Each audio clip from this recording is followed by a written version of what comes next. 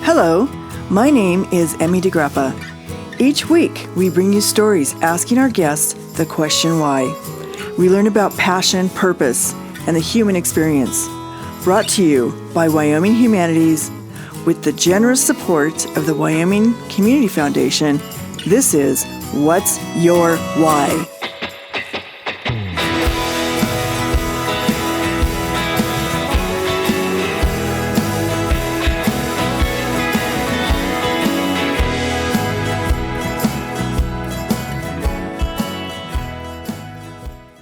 Today, we are talking to artist Jennifer Rife, and she is one of 5 finalists in the Women to Watch exhibition program that features unrepresented and emerging women artists.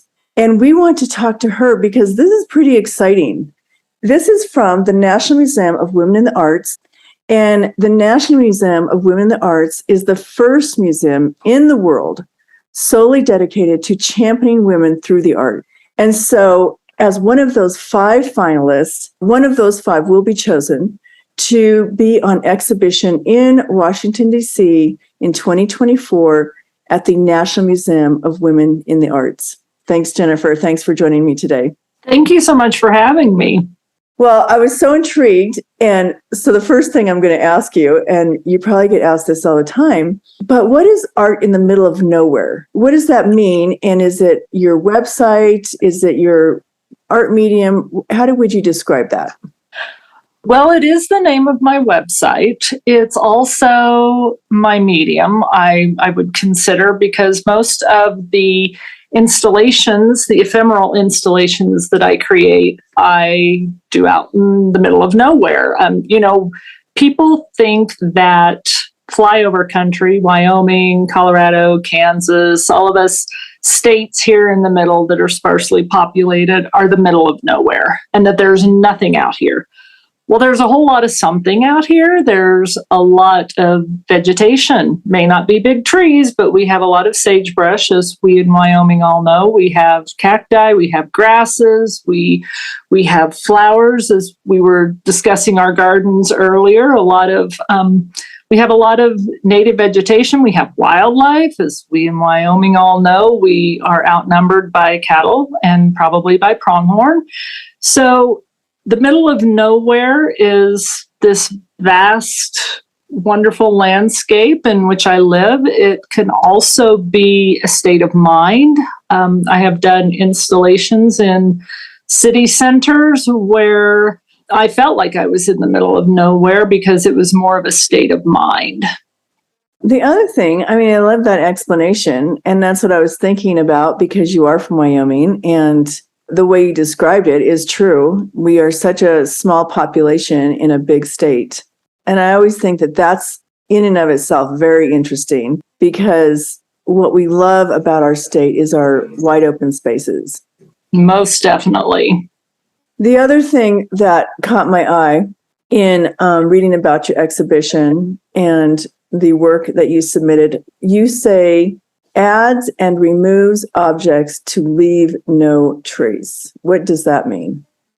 So the objects that I take photographs of that are part of the ephemeral installations that I create out in the middle of nowhere, I create those objects in my studio. And when I go out into the land, I place the objects the way I want the installation to look before I start taking the photographs. And I may be out there for a few minutes, I may be out there for an hour, but I take them all away. So if you think of some of the famous land art pieces that people are aware of by, say, Robert Smithson, the Spiral Jetty and Amarillo Ramp, and some of his famous pieces, and Nancy Holt's Sun Tunnels, and Michael Heiser's The City, which is all in the news right now, or in the art world news, because he's finally allowing people to see it. Those are permanent, and they're permanent on the land. They stay there, and mine does not. I take it away. I'm the only one who gets to experience it. There's not a performative aspect to my work. It's just very much me, the objects, the land, my camera, the weather. and whatever is right there around me. When you say no one gets to experience it, where do people see your work? They see my work either by going to my website or when I have it on exhibit, which I then project images of the pieces or of the photographs of the installation. And those too are ephemeral because projections don't last a long time. And why does that intrigue you as an artist, to put something out there, but it's ephemeral? It's not, someone can't just collect it and take it home. Right. It appeals to me because I think a lot about time and how time is fleeting or it stands still. And when I'm working out in the land, I lose all track of time. And with an ephemeral installation, it takes up some time, but it disappears very quickly. And also, I don't want to leave scars on the land. So much of what we produce in our consumer society is throwaway. So I like to create art that people are just going to experience for a very short period of time, and that it's more about the process of me creating the work and the emotions I feel while I'm creating the work. And so I hope that when people are viewing the work via a projection, or sometimes I'll print multiples of postcards so people can just take them, and postcards are ephemeral pieces as well. People generally throw them away. I want people to feel something as well. Maybe the work I've done reminds them of something, reminds them of a place or an experience, or maybe it just leaves a question in their minds. And I'm okay with that. So when you're out in the middle of nowhere, are you out in the middle of a field? Are you in the mountains? What is your locations, or do those change all the time? They change all the time. A lot of my work I've done while on a road trip going someplace else, and we'll just stop along the way. And I always create on public lands. I do not trespass, so I don't want to get in trouble for that. I've done installations. My favorite places are the plains because I grew up on the plains. I live on the plains. I like wide open spaces in the sky. I have done installations at the salt flats, at the ocean, at Lake Huron, in forests. Forests are one of the most challenging places for me because I'm just not used to so many trees. But they have their own unique feel. So wherever I am, I try to do an installation. Okay, so let's describe installation. Let's describe what does the piece look like? What are you creating in that moment? Is it a ceramic? Is it metal? What is it? So I will use whatever materials I think will best carry out the vision that I have. So I have used clay, I've used leather, I've used dried plant materials. I will use metal pieces, old plumbing pipes, just whatever I can find. I use a lot of cast-off objects. I have used branches from trees. It just depends. And so I don't think of a specific location when I'm creating objects. I'll just have an idea in my mind, and so I create that in my studio, and I might have a group of pieces of objects that I've worked on, and I just pack them into my car, and when we're on a road trip, I take them with me and see what kind of ideas I might have while I'm out there. And so I'll use those objects to just arrange them in a way that plays with the sense of scale and the sense of space and the sense of time. Okay, so because I'm really trying to paint a picture of your work for the audience, and right, trying to understand it myself, because I'm like, wow, are they life size? Are they small? What is this size of your creation? They vary greatly. And the the rule I have for myself is that I need to be able to carry the objects to the location and take them out. So, I may drive up with my car, but then if I'm out on a hike, everything has to fit in my bag or on my back, or I have to be able to carry them. That's my rule for myself. I don't want to involve other people or machinery or anything to make it more cumbersome. One of my goals was to have work and a process that was very sustainable for me to do on my own. So, Jennifer, where did you grow up? I grew up in Lamar, Colorado, in the southeast corner, down near Oklahoma and Kansas, along the Arkansas River.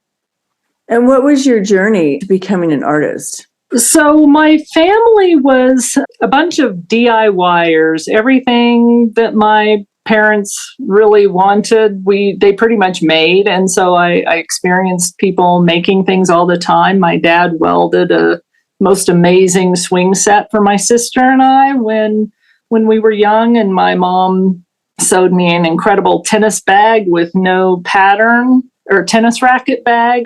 So I grew up around people just making things, and art just seemed like the most fascinating thing because people created something from their imagination and their minds.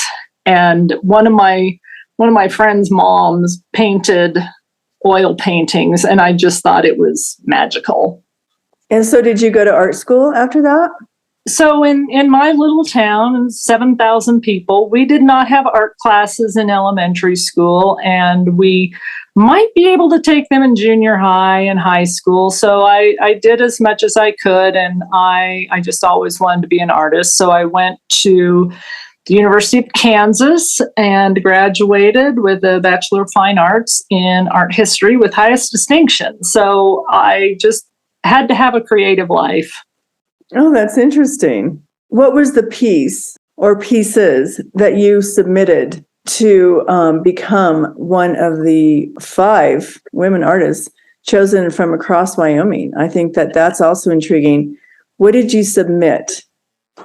So this all kind of came as a surprise to me to a certain degree because Tammy Hannawalt, the curator, selected artists and contacted us, and then we each were to submit a proposal of what we would exhibit were we to be chosen for the National Museum of Women in the Arts exhibit in 2024. So I submitted 5 different series of installations, a series of images from installations, let me clarify that would be projected at least 8 foot by 10 foot, along with having postcards printed of those pieces that people could just take freely.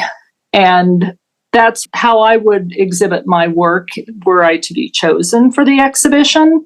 Is that the question? Does that answer your question? Yes. And Okay. what were the names of those pieces that you exhibited? I mean, that you I would have to go print out my list for that. So the way I title my pieces is according to the coordinates of the location.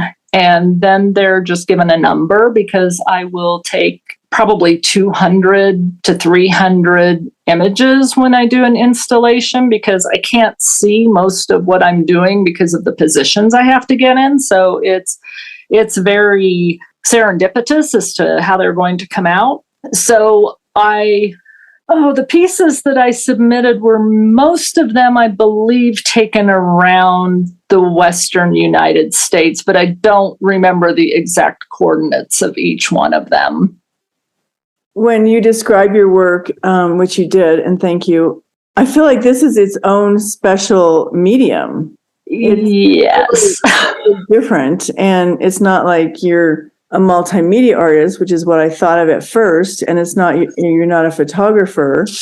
Right. Combining like sculpture and How do you describe yourself when you talk to people? I want to know that. It's a real challenge. I describe myself as someone who doesn't really fit into any of the traditional boxes of a medium, because I will use whatever technique or medium I think will help me create the object that I have in my mind. So, like when in college, my studio emphasis was on clay. So I have a pretty good, I wouldn't call it a mastery, but I'm quite familiar with the medium of clay, but I don't use it very much. And so I just figure out how to do what I want to do. I figure that's what most artists do. We have an idea and we figure out how to use the tools at our disposal the best we can to convey our vision. And so it's hard to describe myself as a particular type of artist. So I generally will say that I do conceptual work that is ephemeral installations in the land. And it's a really hard thing to describe when people are used to hearing, like, I'm an oil painter or I'm a potter. And while I am a huge fan of all kinds of art, I have a collection in my house that is quite a variety because of all the friends across the state that I have that are also artists. I just am doing whatever I want. Kind of. Whatever I want. I like that part. We all want to do whatever we want. Exactly. For several years I had created, a lot of people around Wyoming are familiar with my work that was coiled vessels and sculptural objects that fit into the realm of basketry. They were more sculpture and not functional. I don't do functional much because why? I want to do something that's not functional, that just has no purpose other than to be a thing that I made.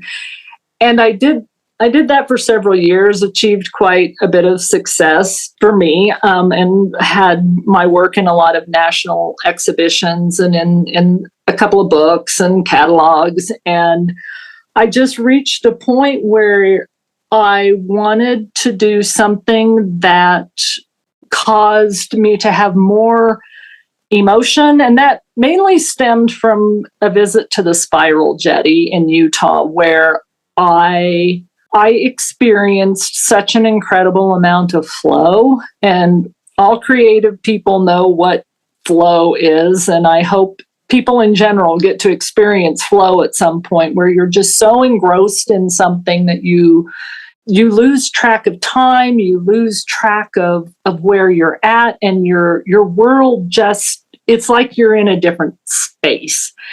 And I wanted to feel that every time I made work. And that's what I've found in creating ephemeral installations out in the land. I mean, there could be a thunderstorm going on around me and I wouldn't know it because I'm just in flow. And so it's been a movement from product to process, and focusing so much on the process of creating that it has to come back around to what kind of artist am I? I'm a flow junkie. I think that's probably the best way to put it. I just want to feel. I want to have emotions. I want to have an experience that I won't forget. That's very interesting and also really inspiring. So one of the questions that is part of this exhibition is when women artists envision a different world, how does that look? For me, as a woman artist, and envisioning a different world, first and foremost, it's one that is more kind and just, less hate-filled, more humane. It's also one where we embrace beauty, aesthetic value, thinking, pondering, curiosity, learning. Well, I guess we should just destroy the internet then. Yeah, that's kind of how it feels, though. There is a lot of really good art on the internet where you can, or at least connect with other artists.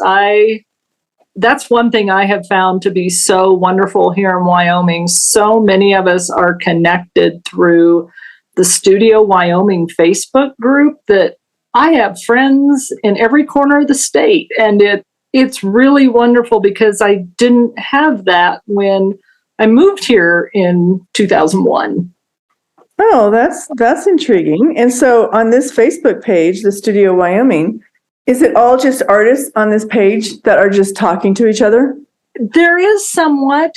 Anybody, well, I shouldn't say anybody can join. There are moderators, and you can recommend that people join. I think there are like 500 members of the group or something, where artists will post work that they're showing someplace or have a question about where you can source some sort of material, and talking about other artists' exhibits, and it's just a really great way to connect and to just be connected and to know that there are other artists in Wyoming in all the different corners, in all the different counties that are working on their craft or their vision just like I am.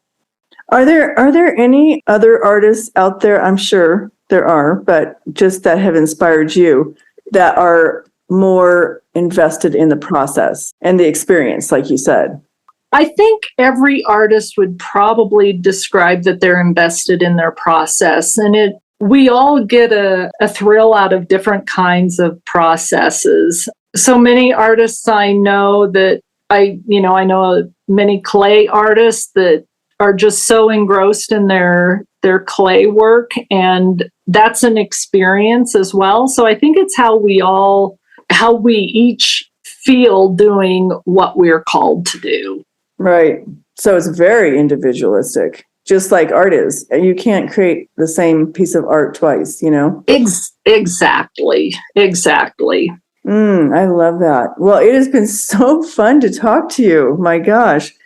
I'm looking forward to learning who is going to be the artist of the 5 artists that were chosen. You're all so very different, and I'm interviewing each of you and just learning more about you and your art medium and your journey and where you are now. So this has been a great learning experience for me as well.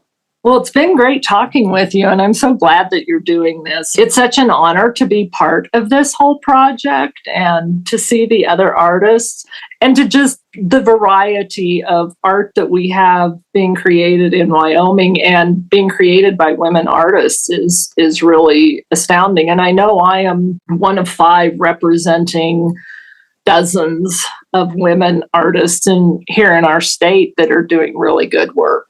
Yeah, I agree. We have so much artistic talent in Wyoming. It is super incredible, and I always love hearing about it.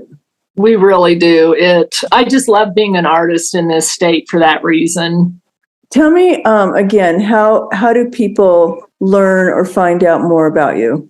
Well, the best thing would be to go to my website, artinthemiddleofnowhere.com. My work doesn't fit really into traditional galleries as such. I do sometimes exhibit 5x7 photographs, prints that can be framed and sold, but that's not generally what I do. So going to my website, you can see it all. That's great. Well, it's great talking to you, Jennifer, and thank you so much for your time. Great talking to you too. Thank you, Emmy.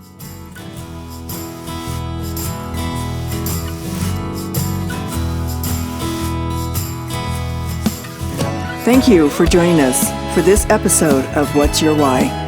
Brought to you by Wyoming Humanities with support from Wyoming Community Foundation and generous supporters like you. To learn more, go to thinkwhy.org, subscribe, and never miss a show.